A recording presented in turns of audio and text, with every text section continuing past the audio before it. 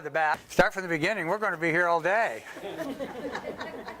So I'll give you the condensed version since you already heard it. Thank you all for coming. Cindy, you still are the best. And I'll move on from there. And I guess I was informed that Davy Donuts would be here, and maybe a few stories about Davy Donuts should be shared. Whatever you've heard about him have been grossly exaggerated, so, let's be careful with that. But anyway, I did arrive here in 1968 with a check I'd borrowed from my boss at the time for $500 and bought a business. I think I paid about $3,000 for a business, a bakery business, Fist Bakery. And a lot of times when you think what happens over 50 years, what's going to be different in 50 years from now, just think of that, $500, and I bought a business that's kind of up and running. And I've been able to stay here ever since. No one's been able to get me out the door since. So I've enjoyed my stay here. And then after arriving here and getting my way around town a little bit, Don Sherbanoff's not here, and a few others, but spent an awful lot of time down at the bowling alley. We didn't waste a lot of time bowling. We were just down there because there was a nice little bar next door. And I don't know what period of time I'd been here, and then one day Jack Dufresne, who's passed away since, Hawk Dufresne's son, I don't know how this happened, but he popped in there and he looks around and says, "Davy Donuts." And I've had that title ever since. And I guess another interesting part about Fist Bakery and Davy Donuts is every once in a while with Historical Society, the bakery will pop up. Somebody's got a recollection or memory, and it'll go on a dozen hits on it, and usually about what their favorite product were that I made and stuff. Date-filled cookies were certainly the benchmark. They were made by me and two or three others. And in the fall, like Thanksgiving or foliage time, we just couldn't make them fast enough. Just people would come in when it was crowded. Butter Crunch cookies. And I also think that if you looked across the room at a room full of people, you might not pick me out as the cake decorator. I can do that. And I could do it right now if I had that. As a matter of fact, we got my classmates graduated 55 years ago. So I'm going to join them for a reunion this fall. And I think about we need a cake. And I kind of just jokingly offered to decorate it. I might have gotten a job. But I had been out of the bakery for just a little while. And a friend of mine, Jack Towsley, was getting married. It was being hosted down the quality by Wayne Bell.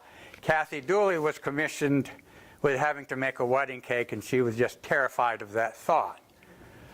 She also was a friend of my wife, Paula, over at the bank, and Wayne Bell. And she was really fretting over this. She said, "Just ask Davy Donuts. He might be able to help you." Now, kind of realized I'd probably been out of the bakery maybe 10 years. And I agreed to do this. Showed up in the flannel shirt after I'd been a carpenter that morning. And it's only when I walked down the steps to get to the back of the quality I said to myself, what on earth makes me think I can pull this off? I did. We did it well. It was kind of fun.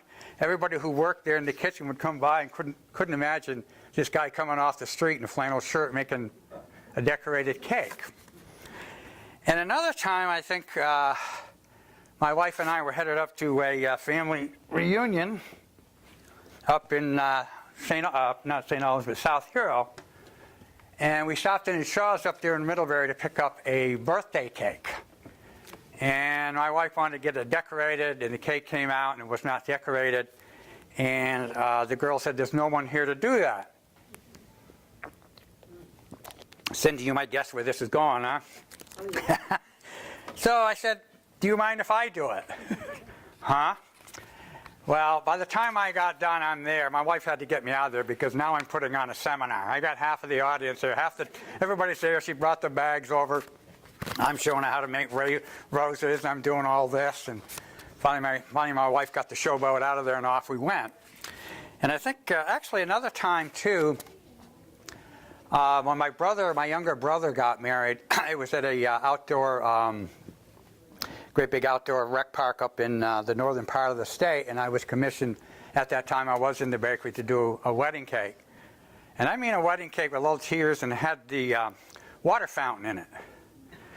So here I am there, just one of the members there, set up in the kitchen. Everybody's coming by, and here's Davy Donuts, plying his trade. So I guess I wouldn't be, if you looked around the room, you still might not pick me as the cake decorator, I'm guessing. I'm not sure. Flannel shirt or whatever. But it's interesting. For some strange reason, whether it's riding a bike or something, I guess you just remember that forever. And then another little Davy Donuts or bakery story. I had made, over the years, I made a product, a special bread for the Carthusian Monastery. And it was just something that, whatever it was they wanted, I was able to accommodate their needs. And I probably did that for quite a few years. Excuse me. And I was closing out the bakery. I told them 2 or 3 other bakeries that were nearby. They could probably accommodate them, take care of that for them. And just wished them well with that. And I probably gave them some tips or whatever I could. But kind of I closed that conversation. I magnanimously offered, well, if it doesn't work for you, I'll just come up there and show you how. What's the likelihood that can happen? If you remember, some of you were around here probably when the monastery was built. And I think they had just that one-time open house. It's probably 1980ish, Jim, you think? Around that time. And they just had a great big open house, and then it was closed to the public. They did, of course, have a brother who would go around and do the shopping and take care of things. And, but it was closed to the public after that. And one day I get this phone call. David, Brother John, or whatever it was, is that offer still good for you come up here to the monastery and show our baker how to make bread? So here I was, a few years after it had been open, driving up there, wanting it there again. What have I got myself into? Any of you been down there? Anyway, what it is, the monastery. You can see it as you go up the saddle. There's a little motel that's kind of right next door to it, attached to it, and that's for friends and family, siblings, parents to come and visit the monks, and maybe stay a day or 2 there. And that's really about how much public gets access to them. So anyway, I met at the door by Brother John or whatever. And it's almost kind of medieval. It's a great big stone fortress, as you can see, looking down with these great big wooden oval doors that you open up like that, and they kind of clang behind you. And I'm working my way in. And sure enough, here is the kitchen, very well set up with all the things to do. And there again, I'm going to work with one of the brothers. And all the time that we were there, we were just talking like we were brothers. We talked about playing sports, maybe girlfriends, just the things they do. And of course, they took a little different route than I did. And whenever the other brothers or priests would come in, they would just kind of do this, and they would make an acknowledgement and go about their business. But no one spoke out, no one else came in. But we just talked, like I'm talking now, just having a good time. And then as we were wrapping that session up, as I was getting ready to head out and they were all set to go, the brother who brought me in said the Monsignor wanted to see me. Uh-oh, now I'm in trouble. So it's interesting. Go through those doors again, clang, clang, go into the office. What did they give me for a thank you? What? Yeah, I was going to say exactly. What's that? A 6-pack of Lowenbräu beer. Yeah. Yeah, I thought, that would be something else, but that's the truth. A 6-pack of Lowenbräu beer, and I said thank you. And anyway, I don't know if too many other visitors have been up there, but actually, so Davy Donuts, after about 20 or 25 years, begin to realize what a wonderful community that I'm involved with, what a wonderful community that I live in, and it kind of got not reconnected the community, but decided, my family had benefited so much with education, childhood, youth sports, scholarships. It's just a lot of things that go on in this town. And I thought maybe at that time it was my time to take a shift. And then in that time, and particularly those of you who would go back to the Rotary, the old-fashioned Rotary Fourth, I mean, what an event that was. It went from early, maybe about 9 o'clock in the morning, and finished up with the fireworks at night, and activity after activity after activity, just dozens of things. Well, my family and I got to enjoy that for many, many years. And then one of the first things I did was get involved in Rotary, So I got to host that. And like all things, eventually they kind of peter out with different things and, the challenges for market share or whatever. And plus it was an enormous amount of work when there was 25 or 30 Rotarians and half of the town doing it. It's one of those projects that boiled down to just not a lot of people doing it. And it just kind of petered out after a while. But my family benefited greatly by that, so it was my turn to give back. And then I went on and spent about 10 years planning and zoning, just because I want to get involved in the community. And I think that's what's so great about this community, that there's so many people that will get involved, will sit down and take a shift. Bill, you've done it, many times. There's so many things you can just get involved in and just take a shift and maybe make a contribution to the community. And all of that adds up. That's why we live in the community that we do. There's a lot of passion in this community. And sometimes spending time on these boards, there are differences of opinions.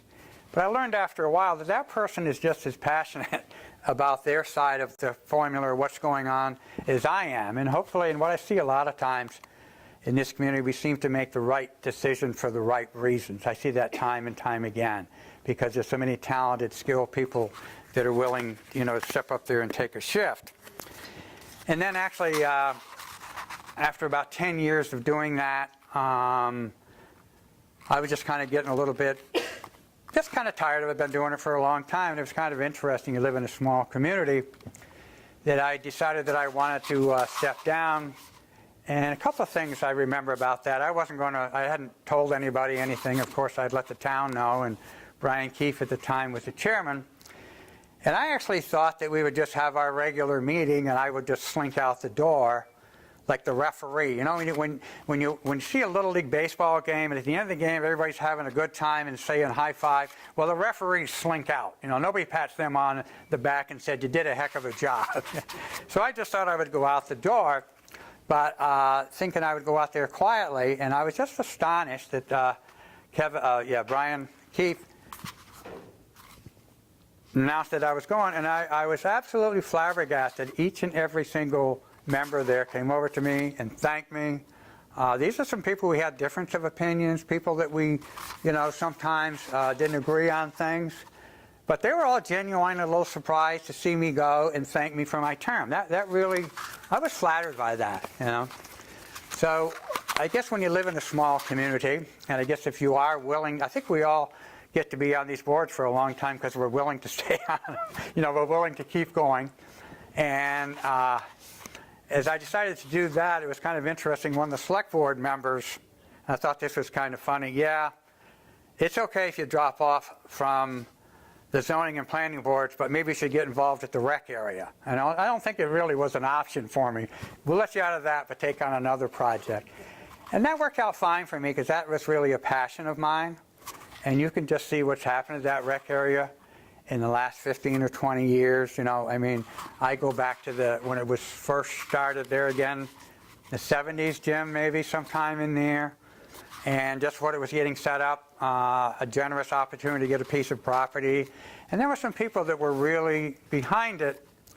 And I was certainly one of those kind of naysayers, if you need recreation, you just need to split wood and put up hay. You don't need to be in a rec area running and jogging. But over time, as maybe some of you know, that sort of changed. But there was just a lot of people when that was set up said, sure, it's fine if you can have your rec area, but you're going to have to pay for itself. It's not going to come out of tax money. And that's how it tried to operate for many years. But of course, that just, it's like all, the things to do that sounds fine. But if you try to run it on too tight of a budget, you can't perform the service and make the products, put out the product that you want. And at the end of the day, the person you're putting the product out for the most probably is the one that gets lost in the budget cuts, So, and you can see what's going on there in the last few years from building that, park house to all those other things. And I think I remember one time having a rec area board meeting over at the rec area at a time, about this time of year, where every field, everything was, something was going on. Burton had stuff going on, all the youth stuff. Everything there was being utilized and fully thing. And Kathy Beereth was the athletic director up at Burton. And as our paths crossed, we both simultaneously said, "Isn't this just great?" And it is. We have some marvelous resources in this community. Here's one that's here. Of course, the rec area, and we live in a wonderful place. We have a lot of wonderful resources. And then I guess while I was at Rotary, for some strange reason, he allowed me to be president twice. There again, I think maybe no one else would run, so they decided maybe I could do that. But it was enjoyable. Had a great time with it. Received their Paul Harris Award along the way. And then subsequently, I've been on the Manchester Health Board. I'm here on the Manchester Community Library. And I'm also part now in the Historical Society. And I could stand here and tell you a whole bunch more stories if you want, but how about you guys? You got anything to say? Can you still make your fig cookies? It's funny. I'll get to you, Bill. It's strange. There are some times, actually I had a nice session a while back, as Paul and my wife called me, not the date filled of the fig cookies, but my wife called me. I was in the office, and she said, "You're probably going to be getting a few phone calls or a few messages because there was something going on about the butter crunch cookies or something that somebody wanted, and where did that baker come from, or this or that." And I did get connected with the gal, and I could almost pull it off, but I said, I don't think you want my recipe. It's going to start with 6 pounds of sugar. So that one might not work for you. But it was interesting how I could do that. And it was just a great exchange, as I said, just do that.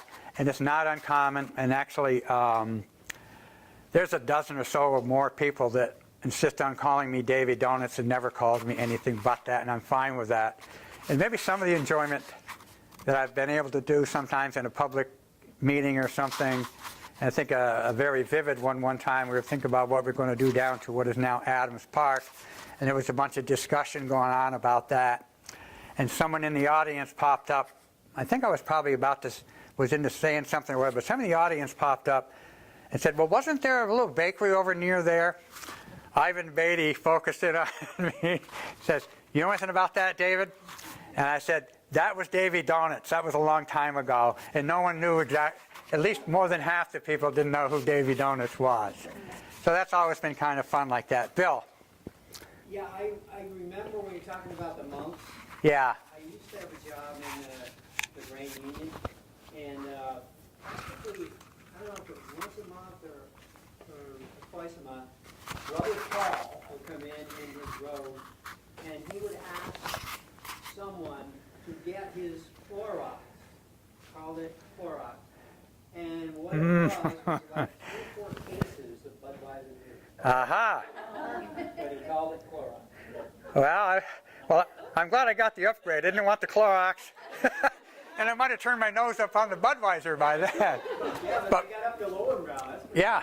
But Brother Paul, you're absolutely right. I think that was the guy, and he was out. And I think another time, getting back to the monastery and Brother Paul, it might have been about the time that I was trying to close things out and trying to get some stuff settled. And the phone rings at 6:30 in the morning or something, and I picked the phone up and I recognized somebody's voice that's going to give me a hard time.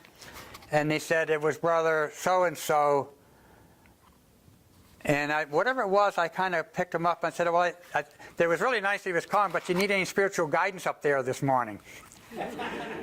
I hope I don't think I threw any colorful language. But so anyway, then he goes on about this question and how do I do this and how do I do that? And I said, "Oh crap, it's Brother Paul," And we had that conversation once I pulled that together, and it was about a week or so later.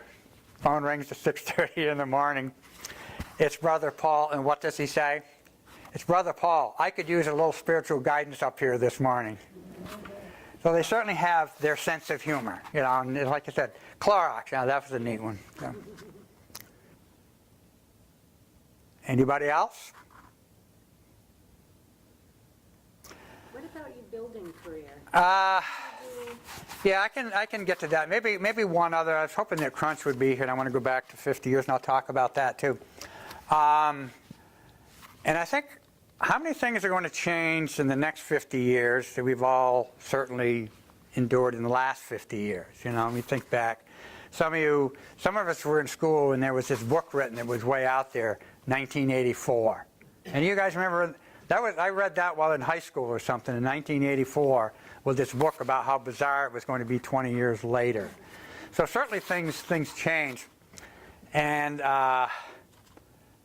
50 years ago, of course, and the weather has changed. There was a lot of snow and stuff. And I was hoping Crunch would be here. And I lived in Hillvale at the time. And I would get through at the bakery, and Crunch had his trash route, so we got through early.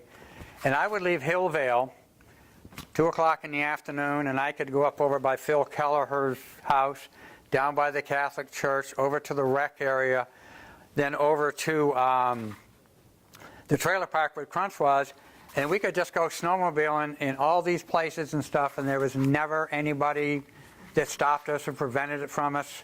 You know, it was just something that people put up with. Where I live now, I remember on the old, I refer to the old Greenberg farm, and I've owned it for 40 years. I'm not sure how many more years I've got to own it before it'll be the Canal farm, but it's still kind of the Greenberg farm. But just going across their yard or something, and just nobody ever cared about that. So this one day, Crunch and I were out just taking our mid-weekday afternoon ride without a care to be worried about. And at this particular day, we decided to go up to Bill's backyard up in Beech Ridge.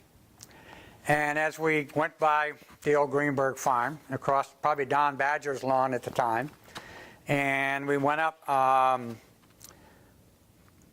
to Beech Ridge. I just forgot the road name, you know. Winter Street. Winter Street, and to go up there, there was kind of some fresh snow, and there's little footprints in the snow. And we knew, of course, what they were, but what it was Red Morrissey's youngsters, and I've told this story to Becky that I'm about to tell you. She's the youngest of them all, Red Morrissey's kids. So us being the citizens that we were, decided as we go up there, why don't we just pack this trail down? You know, so we just went up and down the Beech Ridge Road and packed that trail down there, so those kids came home that afternoon, they wouldn't be trudging through 6 or 8 inches of snow. And also while we're at it, we thought maybe we'd buzz around Red's camp a couple of times to get some more snow packed down. And we've been at this for a while, and Red Morrissey comes out. Some of you, I'm sure, remember as part of your stories, and some of you knew Red, and of course, still many of his children are still living here in this region. So Red came out, see what the commotion was, thought that was a good idea, thought we'd done a nice service for his kids, and he invited us in for coffee. Well, it was, I guess, rustic, we'll say, you know, just the basics or something. Well, so we got invited in for coffee, and there's a big old cook stove that's probably had coffee on there for a couple of days. About it was hearty. We'll say it was hearty coffee. Well, Crunch, he didn't think he wanted a cup of coffee, but he'd like a glass of water. So Red dispatches Becky to get Crunch a glass of water. And she goes out back through some plastic stuff and out back and disappears, and comes back a little bit later with a dipper. Red Morrissey, you know, and I tell this with admiration and respect for the entire family, just kind of launched. He says, it's okay for people if you do it in the dipper, but for people you put it in a glass. It's okay family using the dipper. And Becky just loved that story when I told her that just a short time ago. You were asking about the building. I always,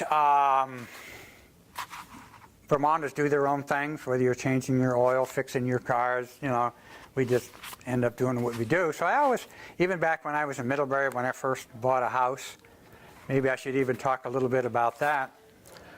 In 1962, paid how much money for my first home? $6,500. That's like coming down here and buying a business for $500, you know. So I just always, you know, and I guess because we have a banker here, remember those days, the things that we do now is closing costs and all those other type of things. It was a little bit like this. Goodrow Lumber Company is in East Middlebury still, and Harry Goodrow was on the board of directors. And I guess this would be a building inspection. Paul, anyway, the branch manager in Middlebury would go down and get Harry. They'd pull into the yard and say, "What do you think that's worth?" And he'd give a number, and how much money they want to get. Give another, I guess you got it covered. Yep. So that's what, a $2,000-3,000 building inspection. And I think you and I have talked about this one time, just going to maybe see Homer Ellis or something, and just having a discussion with him, and maybe he nodded off once or twice before he got through. And it would end with this: "Oh, I guess you're good for it. How much you want?" Yeah. You know. And I just think, how things have changed. If you bought a house today, how many thousands of dollars would you spend? There wasn't a square foot of the building or a piece of the property, with the closing costs and all those types of things. So I was always working on my own homes and fixing them up all along, so I kind of just developed those skills, always helped carpenters. And somewhere along the way, as I say all the time, I belong outdoors. Belong outdoors in the woods and belong outdoors. And I was kind of tired of that particular business and just got actually connected with John Farnham and built a house with him up on New Ireland Road, and then just kind of took it on by myself. And I think just because we all, it's whatever it is, we've all got tools to something, whether you went into a garage as a mechanic or something from one business to the next.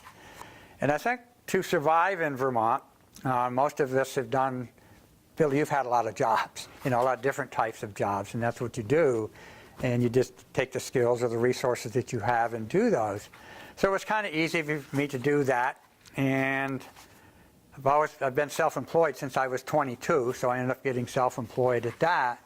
And I think with the building business, I think each time I kind of petered out one part of it, I shifted gears and did another thing. That's why I went from consulting to construction management, and actually probably the last 10 years that I was really fully involved with that. Between Joe Miles and Casella Waste, they literally handed me almost all the work that I could keep up with, because I could bring whatever they needed to the table, whether they wanted me to go to a permit process with them or for them or help them get permits. I could fix truck damage for something that got done there, or sit there and manage a $500,000 job for them. I just had that diverse skill set over the years of all my experiences, and I think over time, I think that's what it is. One of the things I think that you need to do to be self-employed and keep yourself going, make yourself indispensable. I can do that. And I think particularly with those two companies that it was just a good fit for us.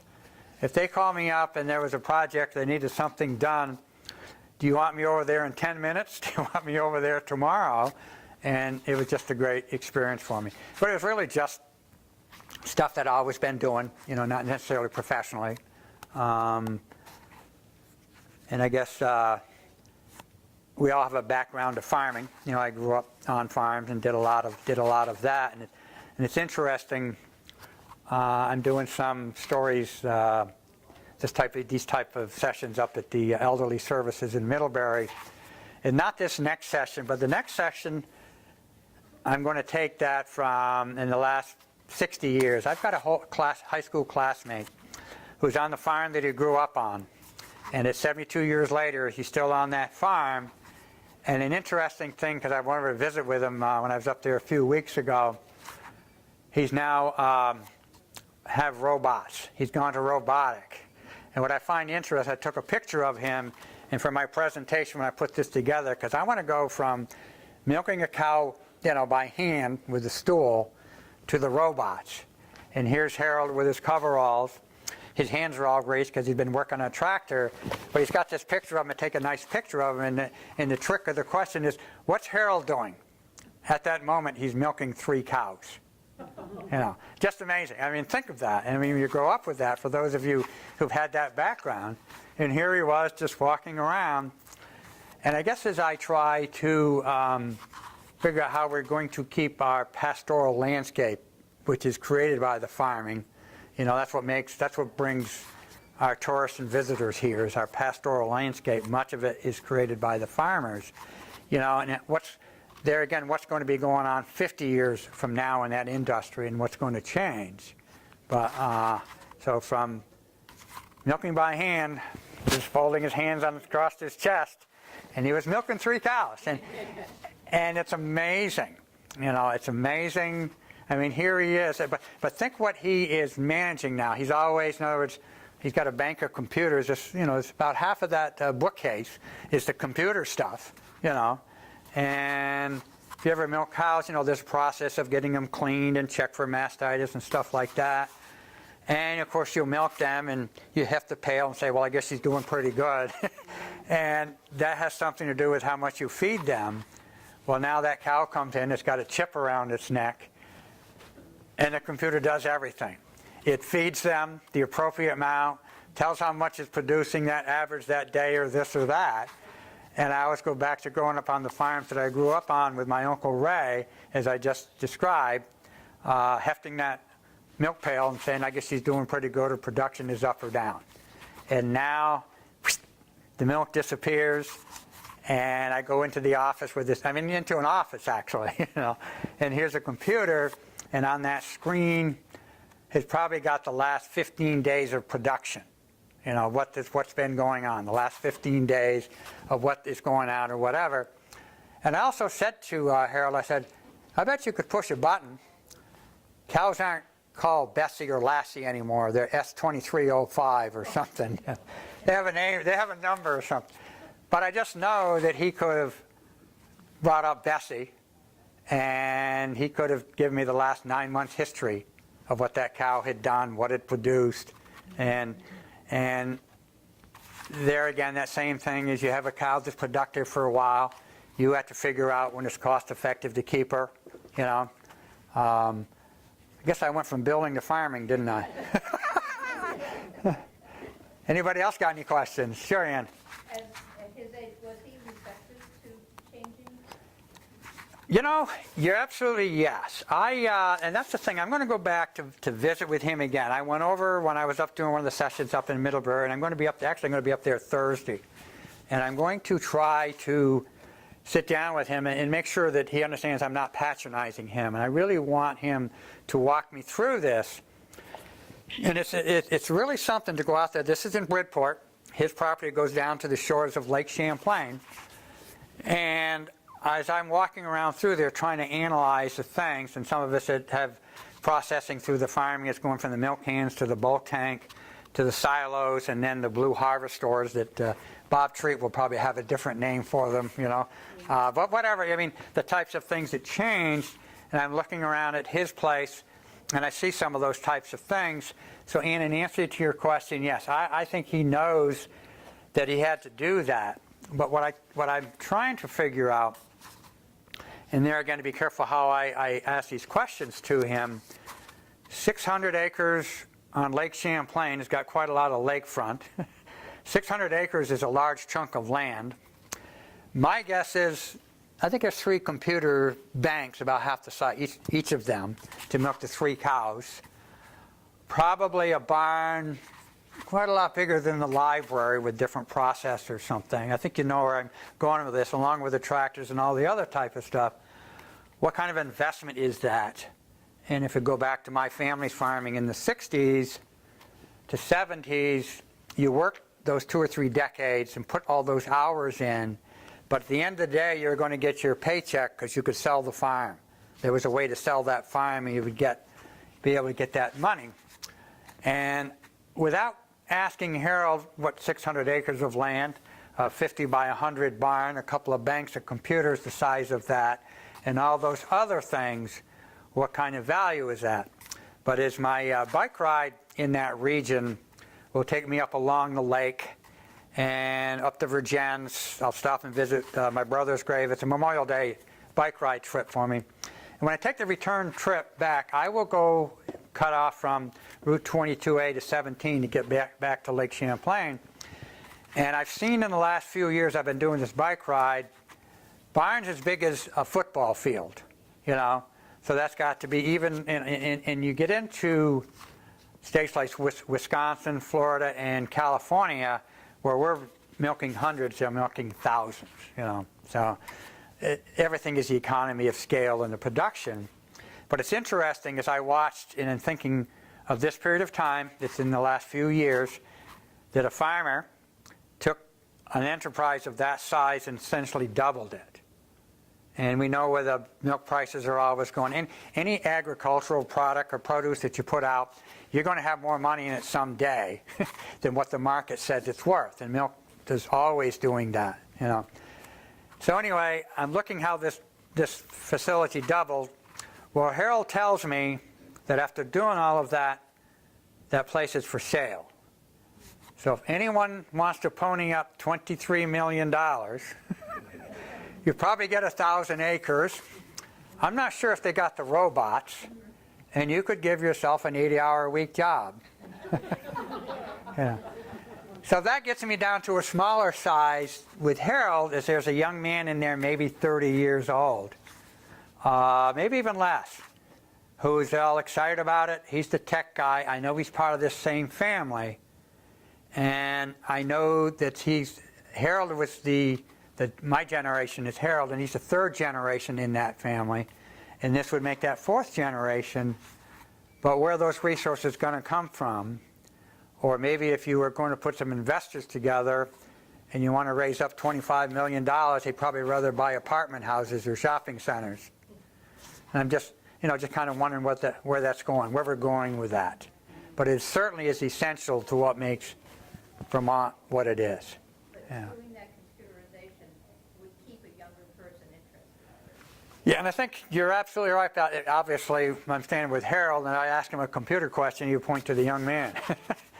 But there again, same thing, animal husbandry, a mechanic, now a computer technician, all of that complicated equipment. This all has to be maintained. Remember, they are being milked 24/7. There's not a milking time. They just come through. There's certain things that the computer will make them do, but it's not done every so many hours. There's whatever process that works for them. They come in, and I guess as he tells me, if they're not ready or something in that, the computer tells them come back in a bit. And what it does at that time, it doesn't put them out in the mainstream where they get back in there. They've got to kind of like being sent to detention. You know, you got to find another way back in. But there again, it's about economy of scale and extracting the most amount of milk out of that little factory. That's what cows are, they're factories. So. Back to building? Anybody else?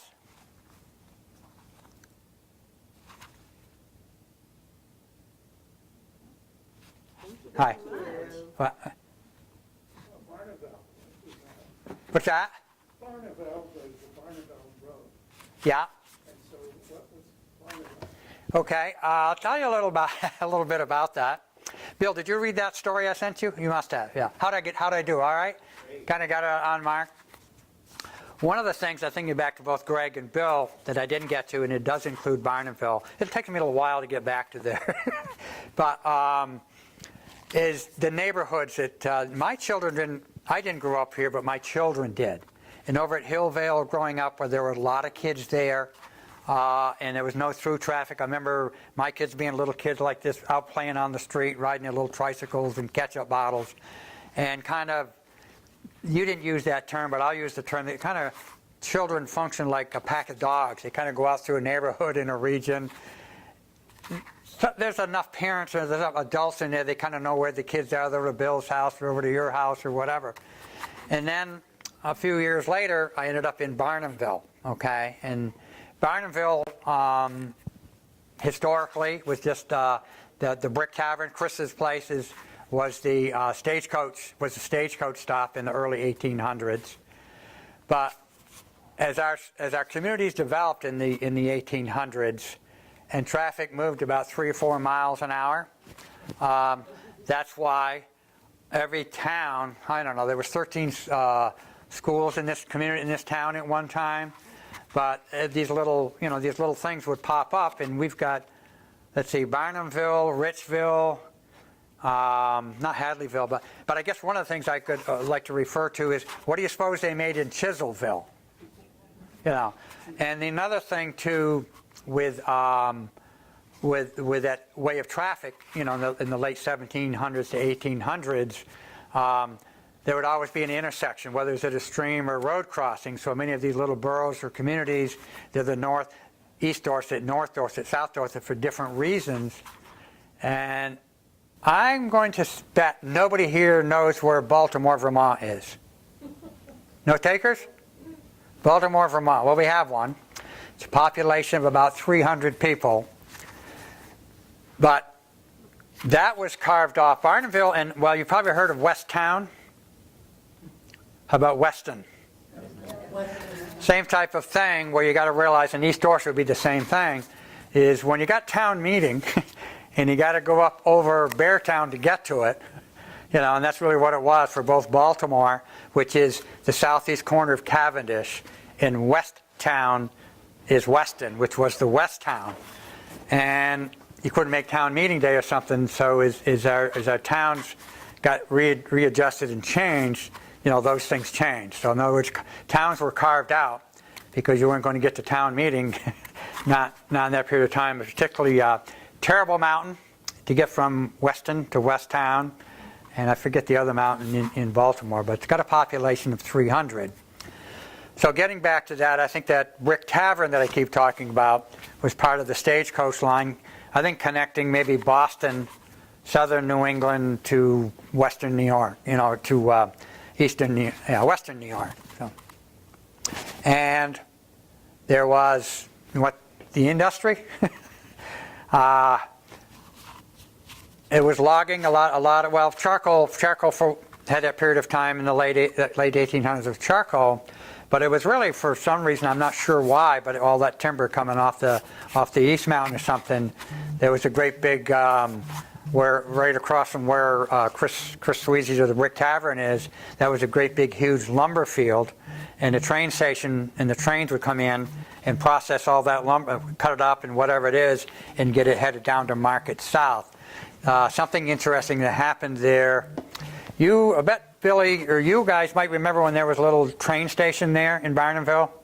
It probably went by the wayside about the 1970s. But alongside the tracks there was a little train station. It was kind of funny. That train station was built with the idea of getting passengers to come through Barnumville and to use it. Sometimes if you build it, they don't come, because they built the train station and there was one down here to Joe Miles's facility and they didn't stop. And I think somewhere along the way, it could have been Reed who maybe picked that building up and turned it sideways and used it for storage. So that's some of the history of Barnumville. But there again, as I said, it was those neighbors that we talked about.